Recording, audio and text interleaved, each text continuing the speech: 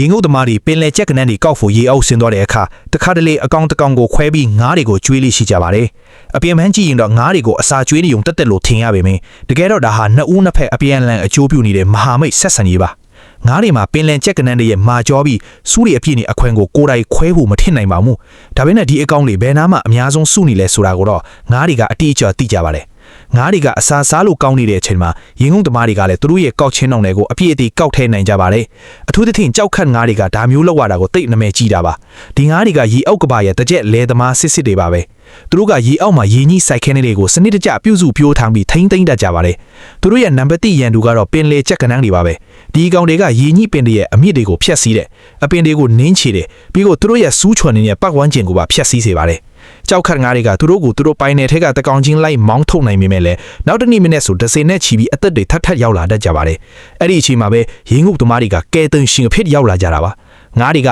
လူတယောက်ပင်လေကြက်ကနန်းကောက်နေတာကိုမြင်တာနဲ့ဝိုင်းအောင်လာပြီးသူတို့စိုက်ခင်းတွေရှိရစီကိုလမ်းပြခေါ်သွားကြပါတော့တယ်။ဒါဟာရေအောက်ကဘာရဲ့အပေးအယူစီးပွားရေးတစ်ခုလိုပါပဲ။ငါးတွေကသူတို့စိုက်ခင်းကိုဖျက်ဆီးတဲ့ပိုးမွားတွေကိုနှိမ်နှင်းဖို့အကူအညီရသွားတာဖြစ်ပါတယ်။ကဲတငယ်ချင်းတို့လည်းပင်လေကတဘာဝလေးကိုသဘောကျရဲ့လားဗျာ။